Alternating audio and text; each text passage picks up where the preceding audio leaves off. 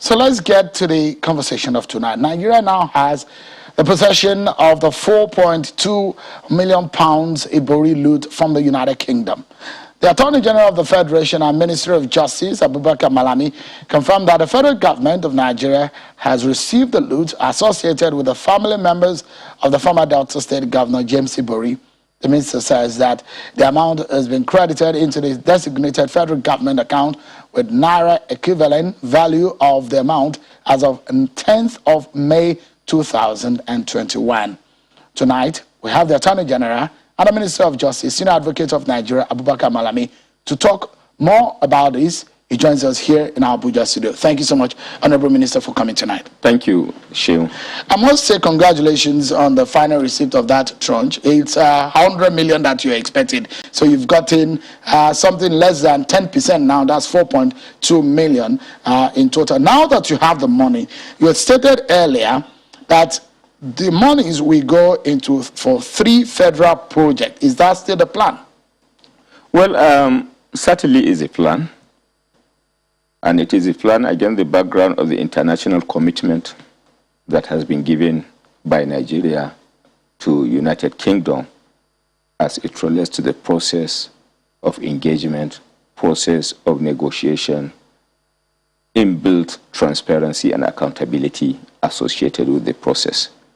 The way international diplomatic processes operate with particular regard to the recovery of looted assets is more or less about engagement among the nations of interest. In these circumstances, Nigeria and UK. So how does it operate? It is a process that does not allow for the hook, line, and sinker operation, application, and enforcement of Nigerian law exclusively, but it's a process that factor mutual consideration among the parties of interest.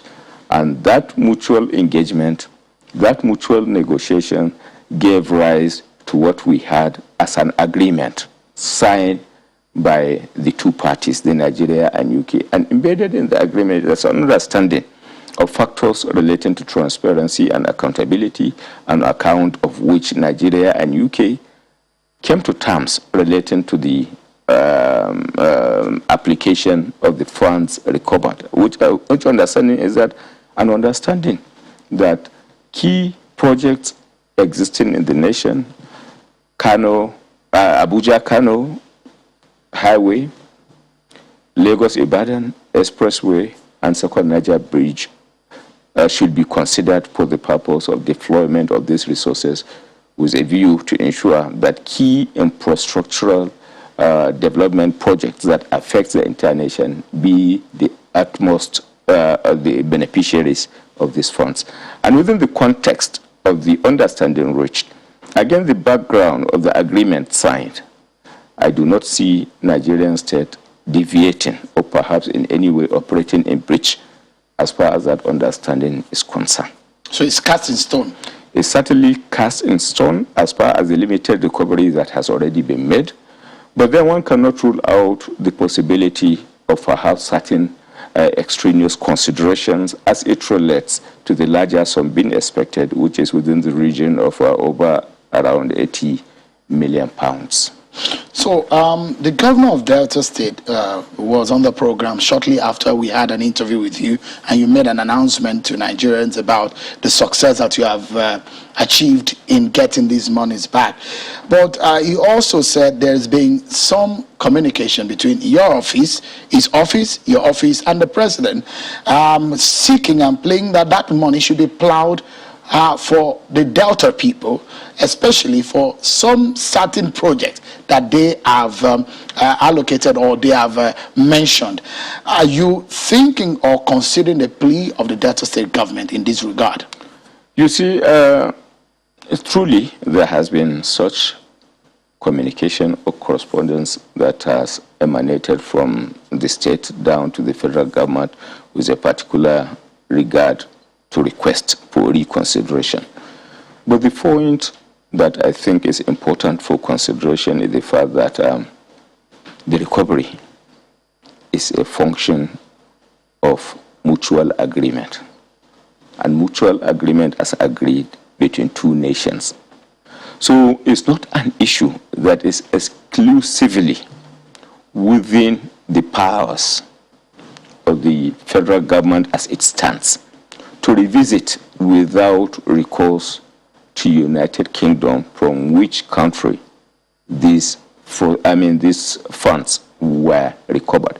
So against the background of the fact that an agreement has been signed, against the background of the sanctity of an agreement, it is difficult within the limited consideration of the sanctity of an agreement, within the limited consideration of the international diplomacy, to bring in new considerations after indeed the whole process has been consummated. So in as much as there exists such correspondence from Delta State government, the fact remains that that consideration perhaps can be a kind of considerable proposal as it relates to further negotiations. But as it is, the issue that borders on 4.2 has been signed, sealed, and delivered. And Nigeria does not stand a possibility of revisiting same after the repatriation. Perhaps it could have been a possibility before the signing of the agreement, before the repatriation of the money, but certainly not after. I mean, it's intriguing, isn't it, Honorable Minister, that the UK seems to be at, they seems to be stronger than us that have the money. Unfortunately, these monies were looted, they are Nigerian money. Why are they the one dictating the tune in this regard? It is Nigerian money. Well, the tune has not been exclusively dictated by UK. What happened was a product of negotiation. But I think the question that you need to ask yourself, why must a Nigerian consider UK as a destination for looted asset? If Nigerian asset is not looted down to UK, UK couldn't have a say as to what we do. So I think the question is not about the UK, but why the people involved consider UK as a destination. If no asset is taken to UK certainly couldn't have a say over the looted asset. But when you have taken a decision to now a kind of take your asset to a particular location, or perhaps even to a bank for off-keep, it is only natural that when you go to the bank, you must naturally allow for certain processes that will be dictated by the bank. Even in respect of legitimate assets that are taken to the bank for safekeeping, for example, is it not the tradition that you must allow a bank to have a say? Verification of signature, for example. So even when you take your legitimate asset to a bank, it is only logical that the custodian of the asset, the institution that has taken your asset for safekeeping must have a say, one way or the other, for the purpose of verification, much less of assets that are said to be looted, taken into a destination. Why must you consider my country as a destination for looted assets? I'm worried, perhaps the reason why I'm asking this question is because some lawyers and eminent Delta citizens have protested. And when we wonder that, is it not possible, how much of a strong commitment is Nigeria has made with the UK on this fund, such that we cannot even review. I mean, if we have a rethink on what we want to use the money for, is it so strong that we cannot have a review and say, okay, UK, forgive us, we wanted to use it for Kano, Lagos, Ibadan, but now we want to take it to Delta? You see, whatever perhaps consideration you want to factor as far as negotiations are concerned, there must be free negotiations, pre-execution of an agreement consideration. After an agreement is reached, you cannot bring to bear any extraneous consideration in terms of breaching them. That is what I call the sanctity of an agreement. We stand a chance to negotiate to whatever extent. we stand a chance to discuss and agree to whatever extent before the execution of an agreement. But as you rightly know, and as known by every legal practitioner for that matter, that you are saying have foot across or canvas a situation, you are right, within the context of an agreement is free execution rights, pre-execution capacity to discuss, negotiate, and agree. After an agreement is signed, sealed, and delivered, that is when the sanctity of it comes into play. And once the sanctity has set into an agreement, I think your rights, liabilities, obligations, and associated considerations are inherent and not extraneous. So if are you also considering those individuals and even the state government that are considering legal action in this regard? You cannot rule out the possibility of a legal action, but no legal action can now operate to perhaps maybe bring UK to table for the purpose of renegotiating, because as far as this agreement is concerned, is signed, sealed, and delivered. So the issue is whether within the context of that agreement there exists legal rights and obligations that can undo what has been done within the context of So what if Nigeria changes its mind? Would the UK withhold the rest of the money? That could be a reputational issue within the context of international diplomacy, because you are in agreement and you are expected within the context of the sanctity of agreement to be bound by what you have agreed upon. If by whatever position, in fact, what happens relating to the series of recoveries that have been successfully recorded by this government was on the basis of the reputation that has been established by the government of President Muhammadu Buhari. The first major recovery that was made of $322 million from Swiss, the agreement was it was going to be deployed to social investment program of the federal government to targeted at the poor. And then we were indeed established to have kept to our promise by way of ensuring that those 322 were adequately deployed for that purpose.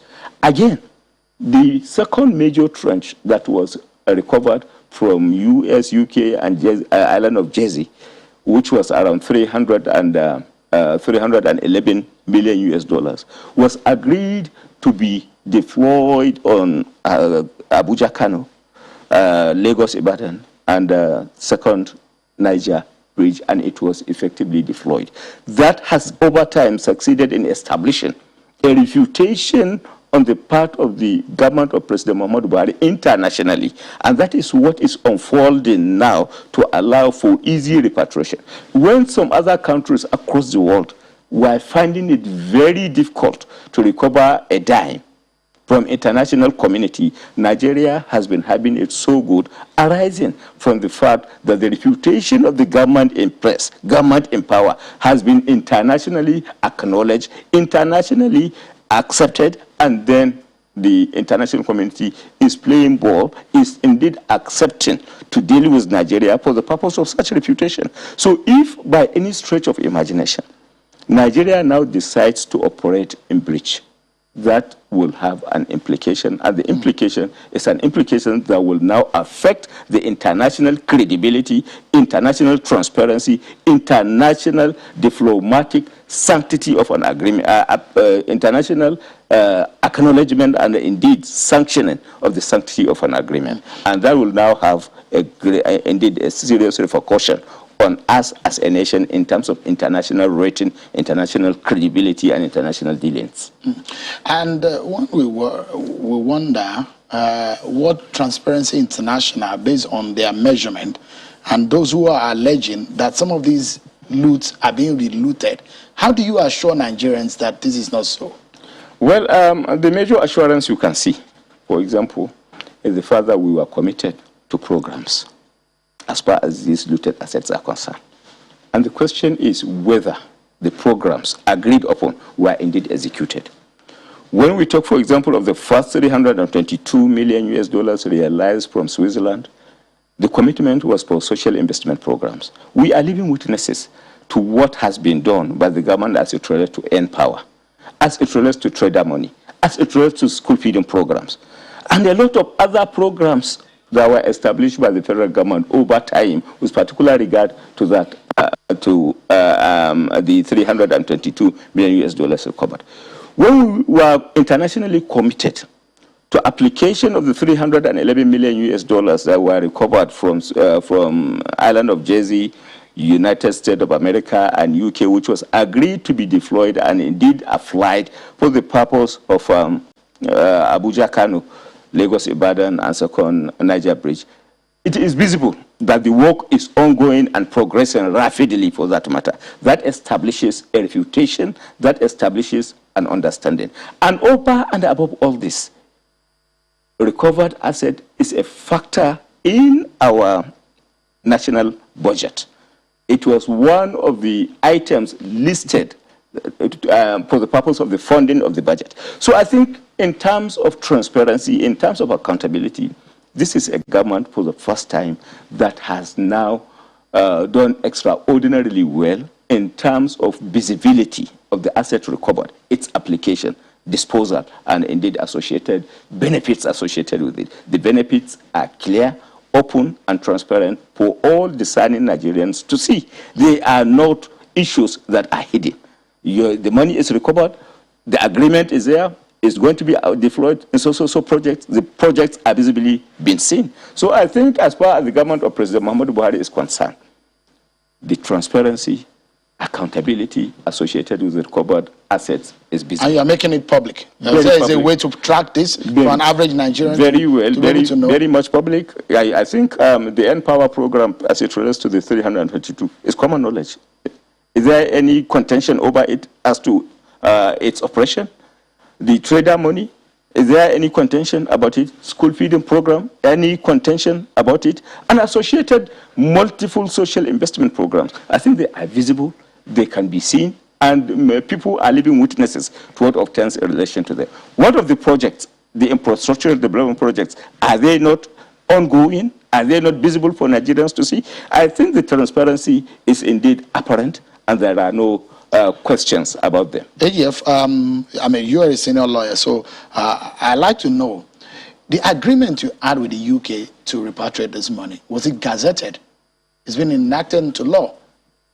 Yeah, there is no point about gazetting the law. Because an agreement, for example, for that matter, what matters fundamentally is the decision of the Federal Executive Council. Upon negotiation, you understand, what you need to do further is perhaps to bring it to Federal Executive Council for it to be sanctioned. And once it is sanctioned by the Federal Executive Council, that is where it stops. There are agreements in law, you understand, treaties that requires domestication by way of, the National Assembly. But this is one agreement that does not fall within the context of the requirement of the law as far as domestication by the National Assembly is concerned. What about the Section 12 of the Constitution? That says what? Which says that no treaty between the Federation and any other country shall have the force of law until it's being enacted into law by the Parliament. You cannot read the provision of Section 12 of the Constitution exclusively without bringing into consideration other laws that are in existence with particular regard, for example, the treaties and enforcement relevant laws. Over and above the provision of the Constitution we're talking about, there exist valid, subsisting, and operational laws, first by the National Assembly, assented to by the President, with particular regard to treaties, agreements, enforcement of treaties and agreements. So it's not a provision that you can read in isolation. Why? Because all the two laws are valid and subsisting. And the treaties enforcement... So Section 12 is not valid? There is a... Not that it's not valid, but you can appreciate its validity within the context of community reading of the prevailing laws that has to do with treaties and indeed agreements enforcement within the context of the Nigerian situation. Because the law, the Constitution, is not the only operational law as far as the Nigerian situation is concerned. Well, it's the ground norm. So it's the ground norm. But then within the context of the ground norm, you have associated laws. If you are talking of corruption, for example, even though Section 15 of the Constitution is categorical about the fight against corruption, but within the context of the Constitution, you have EFCC Establishment Act of 2004. So you can, in determining what constitutes corruption, in determining how it should be put, in determining the way processes and associated considerations related to corruption, you cannot read the Constitution exclusively without recourse to associated legislations with particular regard to EFCC, ICPC, Code of Conduct, Police Act, and others, and a host of others. Let's take a breather, Attorney General. I would like to know, because there are a lot of monies that have been stolen, unfortunately. A lot of Nigerians are poor, but leaders in the past have stolen a lot of money outside of this country. I would like to know which of these other monies you are chasing. But we'll go on break, and when we come back, you'll be telling us more. Don't go anywhere, everyone. We'll be right back. Our conversation with the AGF and Minister of Justice continue after now. Thank you so much, everyone, for staying with us right here on Channels Television's Politics Today. It's a 1-hour edition of the program, the midweek edition. And the Attorney General of the Federation and the Minister of Justice, Abubakar Malami, Senior Advocate of Nigeria, is our guest tonight. Thank you so much, Thank you, AGF, for your time tonight.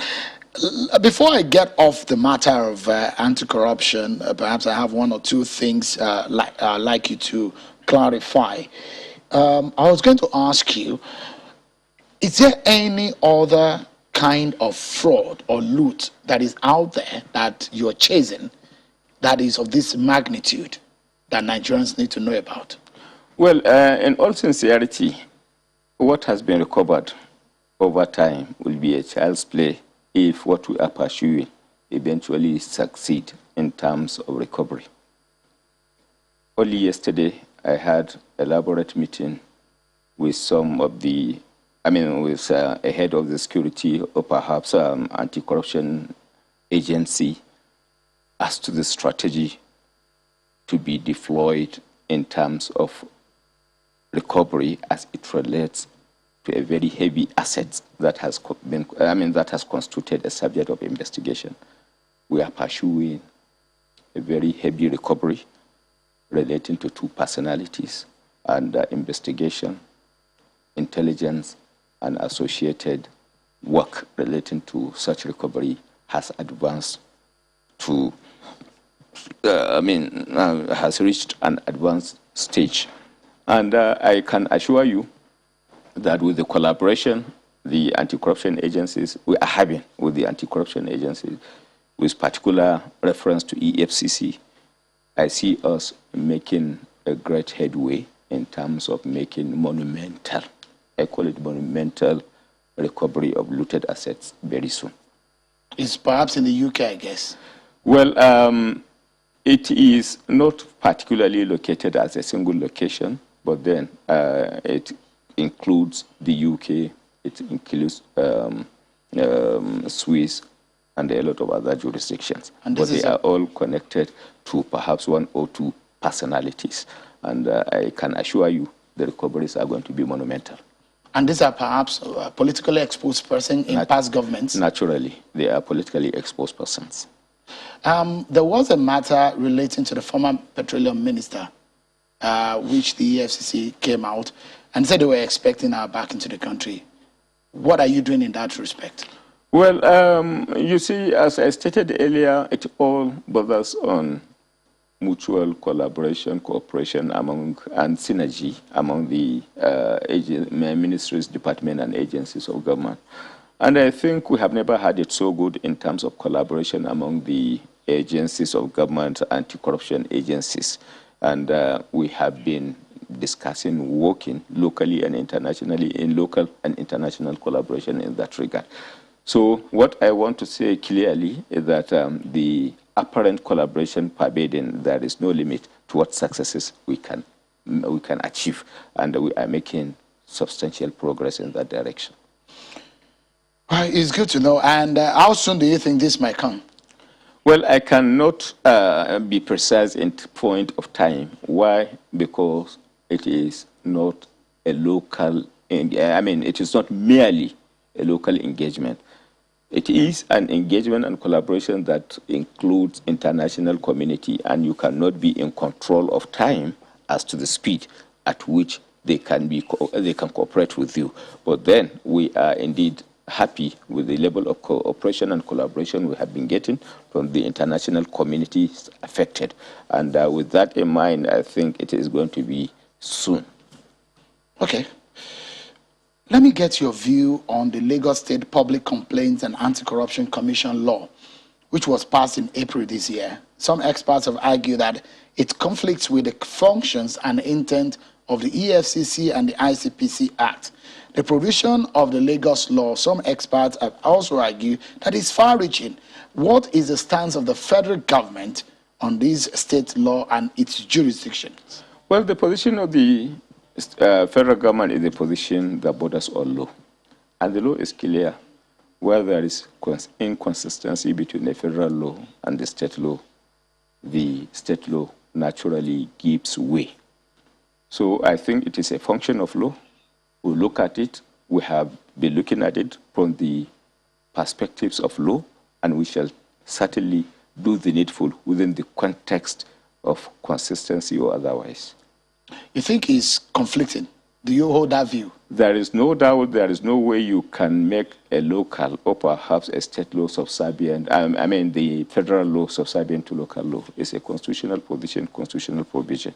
And even within the context of law formation, the legislation, the state must naturally operate within the constitutional bounds. So where there are breaches that are constitutionally, where there are breaches that are indeed against the tenets of the Constitution, which you call the ground norm, certainly the state law cannot prevail over the federal law, and that is the position of the law, and that is the position we maintain as a federal government, and we will certainly do the needful to ensure due compliance with the constitutional tenets as far as this country is concerned. You fear there might be some constitutional crisis in that regard, and what are you doing specifically? Are you taking it up to the Supreme Court We will do the needful. We will do the needful. I am not giving you a clear-cut position, but no possibility is outruled as far as ensuring the supremacy of the federal legislations. So you are taking it up? Certainly.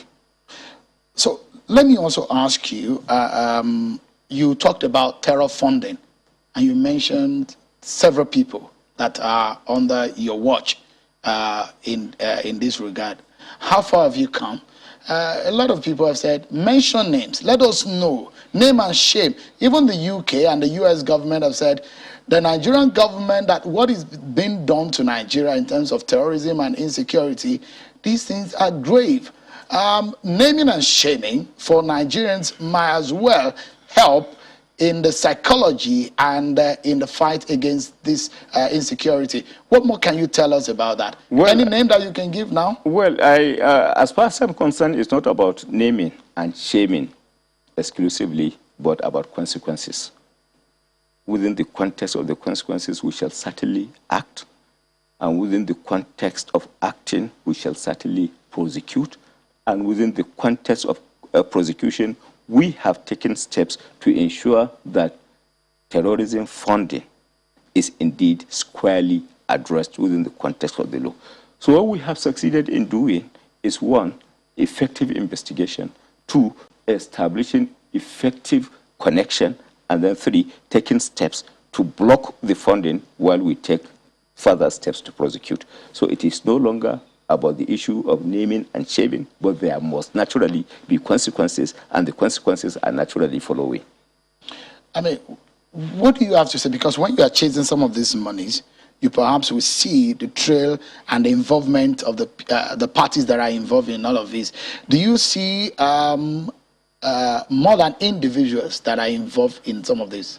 Well, honestly, you see the investigation. Quite all right, the investigation is ongoing and has reached advanced stage in terms of establishing the necessary connections. And within the context of the investigation, we have taken steps to block the funding as it relates. So investigation as it relates to individuals and perhaps institutions as well. But I wouldn't like to be preemptive in terms of to what extent we have gone, because it may end up undermining what we are doing. But then certainly in a couple of days, you hear from us as to what we are doing. We are not sparing anyone. We will certainly deal with it squarely without fear or favor.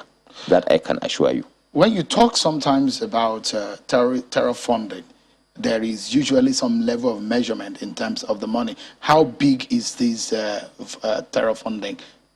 I am not in a position to give you, I wouldn't like to disclose anything associated with the investigation and the volume of the investigation as it is, but it's certainly going to be made public at the appropriate time. Okay. Well, I wouldn't like to give any preemptive position that will affect what we are doing in terms of investigation and the preparations associated with it as it relates to prosecution.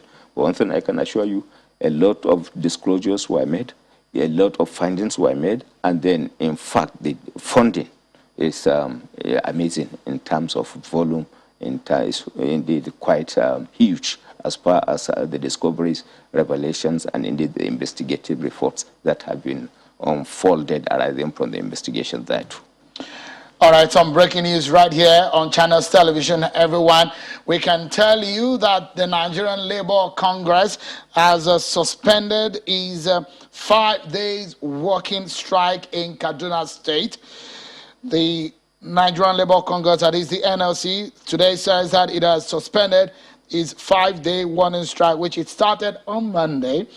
Announcing the suspension, the NLC President Ayuba Waba says the decision is to honor the invitation of the federal government tomorrow to mediate in the dispute between Labour and the Kaduna State government. Breaking news right here on Channels Television. The impasse between the Labour and the Kaduna State government has been broken now, as the NLC says it has suspended the 5-day warning strike in Kaduna State. And the Labour says that it will honor the invitation of the federal government tomorrow to mediate in a dispute between Labour and the Kaduna State government. So, Honorable Minister, let's get back to our conversation. On the matter of agitation that we see in the country linked to the issues of insecurity, what in your view do you think is underlining at the bottom of this insecurity issue? Well, the factors could be multifaceted and multidimensional. The one factor that you cannot rule out as a possibility is the political undertone. It is unfortunate that perhaps our political elites are perhaps maybe of the opinion that the best way to force concessions politically is to instigate, promote, and support perhaps insecurity. I am considering it from that perspective, taking into consideration that leadership is about responsibility. Our elites and politicians, for that matter, coming out to speak against insecurity pervading in the nation? My answer is they are not doing enough. The further consideration associated with it, is there any consensus building among the elites, Nigerian elites, as it relates to addressing the insecurity situation? The answer is no. We are living witnesses to what obtains in other countries of the world, that nobody plays politics with insecurity. Once insecurity, life of an individual citizen is taken in some other environment, it is about collective consensus coming together to address it. But here we are, having political elites celebrating insecurity, celebrating destruction of lives and properties without them coming together to now address it. They are more or less celebrating the insecurity as perhaps maybe a factor of incapacitation on the part of a ruling government. You don't think for those who are crying or voicing their views about what they see as injustice in the land, who have linked the injustice, the insecurity to injustices? Well, if you are talking of injustice, for example. Against who? That's the allegation that they're taking. That, for example, let me ask you, AGF, what's your view on the issue of restructuring? Well, you see, my view about restructuring as well cannot be divorced from the political undertone.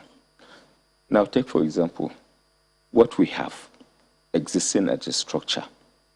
As tiers of government, we have federal, state, and local government. Now, coming down to the local government, what is happening to the local government? Those that are clamoring for restructuring, what have they done in terms of ensuring the efficiency, functional efficiency of the local government at the local government level? Here we are having a governor clamoring for restructuring and denying a local government, which is a tier of government, the financial resources to function effectively. But on a larger note, yes, does Nigeria need restructuring? Well, I think it is all about, when you talk of restructuring, what are you talking about precisely, so that I can answer you within the context of your understanding of restructuring? Great. And I like the fact that you asked me that question, because restructuring means different things to different people. A lot of people have defined it in different ways. But let me throw back the question to you, AGF. To this government under President Buhari, what does restructure mean? Well, as far as this government is concerned, structuring is allowing the functionality of the democratic structures. You cannot be clamoring for restructuring in a system whereby you have a responsibility to allow the existing tiers of government to operate. You are denying them functional operation, and you are shouting restructuring. You cannot claim for restructuring in a situation whereby three arms of government, you have the responsibility to allow them to flourish and operate optimally. You are undermining their operations by denying them the autonomy granted constitutionally, and yet be clamoring for restructuring. So within the context of restructuring, what matters most is allowing the democratic structures, allowing the federal structures to operate optimally. Until we now learn to allow these structures to operate optimally, there is no way we can have the benefit associated with those structures. So in a situation whereby the elites, whereby the political elements are denying these structures to operate optimally, I don't think there is any justification for for perhaps clamoring for restructuring that is not in any way well packaged. As far as I'm concerned, I do not understand what restructuring any political individual is talking about, against the background of the fact that, by the other hand, he is denying the existing constitutional structures to operate optimally. So when the southern governors are asking for restructuring, you're throwing back to them that they need to go and restructure their state. Is that what you're saying? It's truly, because they cannot deny, for example, the local government to operate optimally. They cannot deny the autonomy of the legislature, state legislature, and state judiciary, and still be clamoring for restructuring. What structuring are you talking about? But those who have, for example, let's take one item at a time. Yes. The issue of devolution of power. Yes. Do you think that the federal government carries too much? The concurrent and the exclusive legislative list, do you think that it should be tampered with? All powers are indeed embedded in financial autonomy. What have they done to allow the local government structures to operate optimally? Take, for example, a situation whereby a local government council is entitled, among others, to participate in the security arrangement of a state.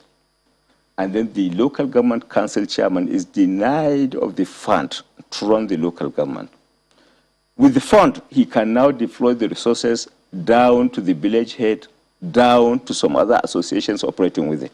But now you deny him the resources available to make them available to a village head. Even if a village head has intelligence report about a criminal existing within the society, he is denied of the limited resources that he could use to come over to the local government council chairman to notify him, for the local government council chairman to come over to the state DSS headquarters, for example, or the police to notify. Then what are you talking about? So you will not advise the president to listen to those calls for restructuring? They should address it at their own level first, and then let us see what happened before now coming over to the president. It's not about the president. It's about denial of the functionality of the structures at the bottom, at the lower level. And that is what, indeed, restructuring is all about. If you allow the state legislature to operate optimally, the checks and balances required will be there. If you allow the local government council to operate optimally, the necessary development in terms of devolution of powers are there. But once you deny them the resources to operate, the autonomy to operate, then certainly you cannot, you do not have a legitimate right to clamor, to perhaps agitate for any restructuring. So, because you are not a believer in allowing the process to operate optimally in terms of taking its natural course. So for you, restructuring call is dead on arrival? I don't even understand what they are talking about restructuring against the background of denial of the other existing structures to operate. So they also called, that they asked and they said, actually, that they've banned open grazing across southern region of the country. What's your view on that? Well, it's about constitutionality. Within the context of the freedoms expressed in our constitution, enshrined in our constitution, can you deny a right of a Nigerian? For example, it's as good as saying, perhaps maybe the northern governors coming together to say that they prohibit spare parts trading in the north. Does it hold water? Does it hold water for a northern governor to come and state expressly that he now prohibits spare parts trading in the north? But when the governors came together and said, this is the problem that we've seen, and this is the solution, and they felt, look, the solution will be stop the open grazing across the land, stop the transportation by foot of cattle. If you are talking of a constitutionally guaranteed right, the better approach to it is to, perhaps, you have spoken earlier about the constitutional amendment, is to go back to ensure the constitution is amended. The constitution, freedom and liberty of movement, among others, is established by the constitution.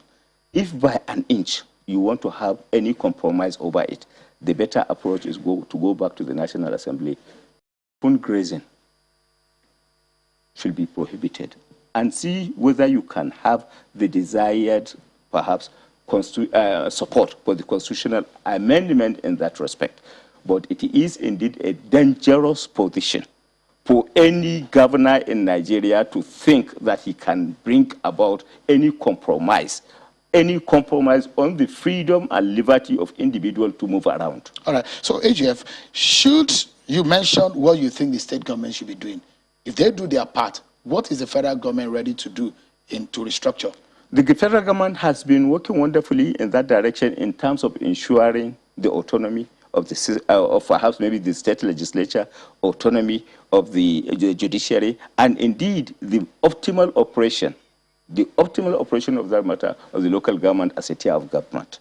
So until such time when other political elements, political leaders come to terms with the reality of the situation, of allowing these institutions to operate optimally, any idea of restructuring is indeed a kind of, I do not know how best to describe it, but certainly does not hold water. So, should we be expecting anything under this government as relating to 2014 confab, or that you're not considering it? Well, I am not in a position in my own right to make any, perhaps maybe specific position without recourse to the system. But one thing I can tell you that we are doing what we are supposed to do. Executive Order number 10, for example, relating to the autonomy of the state legislature, state judiciary, is there. And then as it relates to the local government, for example, doing as much as possible in terms of ensuring that they are given the, they're allowed to operate optimally. These are some of the things that the federal government is pushing hard and working hard to ensure. So within the context of the powers available at the disposal of the federal government, I think in terms of deployment or perhaps devolution of powers, I think these are steps that need to be strengthened. Consensus building should be around allowing these institutions of the state to operate optimally. That, I think, should be the starting point. All right, we're out of time and we need to go, Honorable Minister. But before we do that, just a short one. Where do you think the presidency should be zoned to in 2023? Well, you see, the zoning arrangement, generally speaking, I think is political. And I'm here as the Attorney General of the Federation of Nigeria and not as the chairman of a political party. I just want to get your view as a politician, too. Well, I have no views over it, honestly, because one, I think is preemptive, taking into consideration that we are just 2 years down the ladder in terms of the tenure in office. And I think the concentration of mind should be more on development, and that is what we are struggling to achieve much more than the political. I am not expecting that question. My mind is not prepared over it in terms of consultation, and politics is about consultations. Thank you so much, Honorable Attorney General of the Federation and the Minister of Justice, Senior Advocate of Nigeria, Abubakar Malami. Thank you so much for your time tonight. Thank you, Sheung. Appreciate it. Very grateful. Well, that's our show for today, everyone. Many thanks for watching. I'm Sheung Okimaloye. Bye-bye.